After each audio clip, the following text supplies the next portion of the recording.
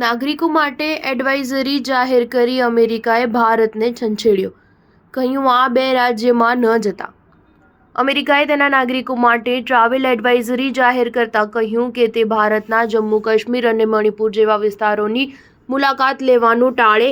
આ એડવાઇઝરીમાં કહેવાયું છે કે ભારતના પ્રવાસ દરમિયાન અમેરિકન નાગરિકોએ એ વિસ્તારોમાં જતા બચે જ્યાં નક્સલીઓ સક્રિય છે અને એ ક્ષેત્રોમાં પણ ન જાય જે આતંકી સંકટ સામે ઝઝૂમી રહ્યા છે. અમેરિકાની ટ્રાવેલ એડવાઇઝરીમાં ભારતના મણિપુર, જમ્મુ કાશ્મીર, ભારત પાકિસ્તાન સરહદ અને દેશના મધ્ય અને પૂર્વીય ભાગોમાં મુસાફરી ન કરવામાં કહેવામાં આવ્યું છે. ભારત માટે સંશોધિત ટ્રાવેલ એડવાઇઝરીમાં વિદેશ વિભાગે કહ્યું કે અપરાધ અને આતંકવાદને કારણે ભારતમાં સાવચેતીમાં વધારો કરાયો છે. કેટલાક વિસ્તારોમાં જોખમ વધી ગયું છે. એકંદરે ભારતને લેવલ 2 પર રાખવામાં આવ્યું છે, પરંતુ દેશના ઘણા ભાગોને લેવલ 4 પર રાખવામાં આવ્યા છે. તેમાં જમ્મુ અને કાશ્મીર, ભારત પાકિસ્તાન સરહદ, મણિપુર અને મધ્ય અને પૂર્વ ભારતના કેટલાક ભાગોનો સમાવેશ થાય છે. અમેરિકાના વિદેશ વિભાગે જણાવ્યું હતું કે આતંકવાદ અને નાગરિક અશાંતિને કારણે કેન્દ્રશાસિત પ્રદેશ જમ્મુ અને કાશ્મીરની મુસાફરી કરશો નહીં.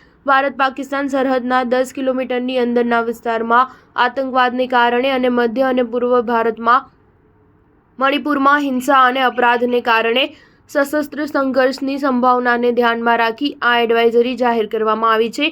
આ સાથે અમેરિકન્સને આતંકવાદ અને હિંસાને કારણે પૂર્વોત્તર રાજ્યોની મુસાફરી પર પુનર્વિચાર કરવાની ભલામણ કરી હતી. ટ્રાવેલ એડવાઇઝરીમાં જણાવ્યું છે કે ભારતીય સત્તાધીશોના અહેવાલો અનુસાર દુષ્કર્મો એ ભારતમાં સૌથી ઝડપથી વધતા જતા ગુનાઓમાંનો એક છે. પર્યટન સ્થળો અને અન્ય સ્થળોએ જાતીય હુમલો જેવા હિંસક ગુનાઓ બન્યા છે. આતંકવાદીઓ ગમે ત્યારે હુમલો કરી શકે છે. આતંકીઓ પ્રવાસી સ્થળો, પરિવહન કેન્દ્રો, બજારો, શોપિંગ મોલ્સ અને સરકારી સંસ્થાઓને લક્ષ્ય બનાવી શકે છે. સ્ટાર ન્યૂઝ 7 હંમેશા સચ્ચાઈની સાથે.